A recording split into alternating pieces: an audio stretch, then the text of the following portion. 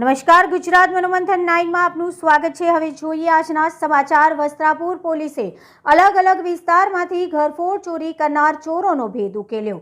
અમદાવાદ શહેરના અલગ અલગ વિસ્તારમાં ચોરી કરનાર હિસ્ટ્રી શીટરો પકડાયા છે। અમદાવાદ, ઉદયપુર, ગ્વાલિયરના 200 થી વધુ સીસીટીવી કેમેરા તપાસ કર્યા પછી પોલીસને મળી છે મોટી સફળતા। બંને આરોપીઓને ગ્વાલિયર મધ્યપ્રદેશથી ધરપકડ કરવામાં આવી। સુનિલ શર્મા અને સની જૈન નામના આરોપીઓની ધરપકડ કરવામાં આવી છે। ચોરી કરેલા સામાન સાથે કુલ 2 લાખથી વધુનો મુદ્દામાલ કબજે કરવામાં આવ્યો છે। વસ્ત્રાપુર પોલીસે ગુનો નોંધી વધુ તપાસ હાથ ધરી છે। હેડ ઓફિસ, ગુજરાત મનોમંથન 9। આમાં વિગત એવી હતી કે કિરણભાઈ જયંતિલાલ શાહ વસ્ત્રાપુર પોલીસ સ્ટેશન વિસ્તારમાં રહે છે, જે એના પરિવાર સાથે પાલીતાણા ખાતે ગયેલા હતા 21/12/2024ના રોજ અને 22 તારીખે પરત આવેલા ત્યારે એમના ઘરના મુખ્ય દરવાજાનું તાળું તૂટેલું હતું। ઘરમાંથી સોનાના દાગીના તથા રોકડા રૂપિયા મળી અને 8 લાખ રૂપિયા જેટલી મોટી રકમની ઘરફોડ ચોરી દાખલ થયેલી હતી। તે ચોરીના કામે પોલીસ ઇન્સ્પેક્ટર સાહેબ વસ્ત્રાપુરે તાત્કાલિક તપાસ સંભાળી અને આ પ્રકારની ગુનાની એમઓ કરવાવાળી ટીમો કેટલી છે એ બાબતે માહિતી મેળવવામાં આવેલી અને ડીસીપી સાહેબ તથા પોલીસ કમિશનર સાહેબ સેક્ટર 1 સાહેબની જે અવિરત સૂચનાઓ મળેલી માર્ગદર્શન અન્વયે આ ગુના કામે જે આજુબાજુમાં સીસીટીવી કેમેરા કે ટેકનિકલ સર્વેલન્સની મદદથી હમણાં સર્વેલન્સ કોડના પીએસઆઈ પટેલ અને એમની ટીમ એની પાછળ પડેલી હતી।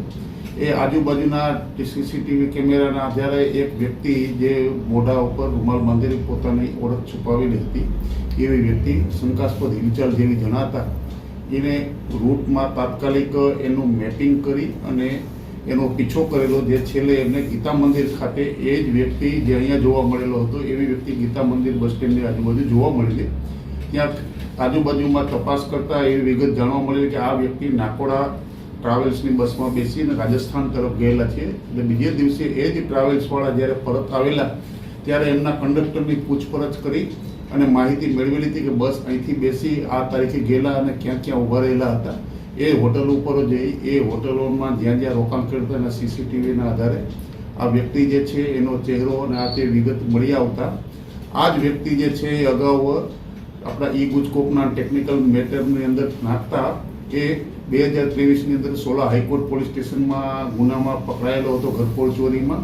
અને એ જ વ્યક્તિ જે પીછો કરતા એ વ્યક્તિને નાકોડા ટ્રાવેલ્સમાંથી એ રાજસ્થાનની ટિકિટ બુક કરાવી રાજસ્થાનના જયપુર ખાતે ગયેલા ઉદયપુરથી। એમાં પોતાનું નામ અને મોબાઈલ નંબર એમને દર્શાવેલા હતા, જેને આધારે પોલીસે એમની સીડીઆર માહિતી અને નામને આધારે માહિતી મેળવતા અમદાવાદ શહેરમાં અગાઉ આવી વ્યક્તિ નંબરવાળી એ પથિક સોફ્ટવેરની અંદરથી ચકાસણી કરાવતા એ 4 તારીખ, 9 તારીખ તેમજ 21 તારીખે અમદાવાદ શહેરમાં આવી અને હોટલમાં રોકાયેલાની વિગત જાણવા મળેલી હતી।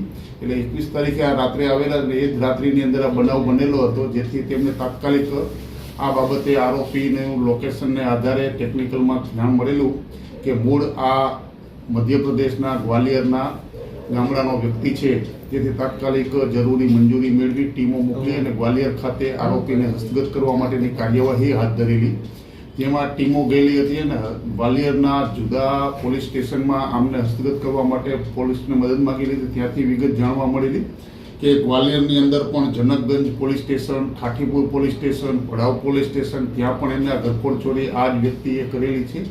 એમ ગુનાહિત માનસિકતા, ઘરફોડ ચોરી કરવાની ટેવવાળા છે અને અમદાવાદ શહેરની પોલીસે જે એમને પકડવાના બાકી હતા એ ઉપરાંતમાં અમદાવાદ શહેર પોલીસે અહીંથી જઈ અને એમનું લોકેશન ટ્રેસ કરી એમને હસ્તગત કરી અને લાવવામાં આવેલા।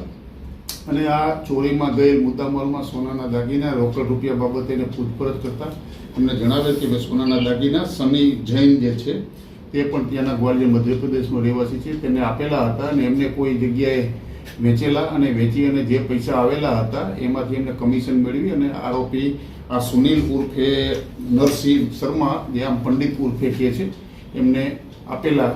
આમાં બંને આરોપીઓને હસ્તગત કરી વસ્ત્રાપુર પોલીસ સ્ટેશન ખાતે લાવી અને તેમ ધોરણસર અટક કરવામાં આવેલા હતા ગઈકાલે અને આજે નામદાર કોર્ટમાં રજૂ કરી અને ધારદાર દલીલ અને થયેલ તપાસના કેસ પેપર સાથે કોર્ટમાં રજૂ કરતા નામદાર કોર્ટ દ્વારા એના 5 દિવસના રિમાન્ડ મંજૂર કરવામાં આવેલા છે। હજી આવા જ પ્રકારના ગુના અમદાવાદ શહેરમાં બીજા અન્ય કેટલા ગુનામાં પૂછપરછ કરી અને માહિતી મેળવી કેટલા ગુનામાં સંડોવાયેલા છે તેની માહિતી મેળવવા ઉપર તપાસ ચાલુ છે.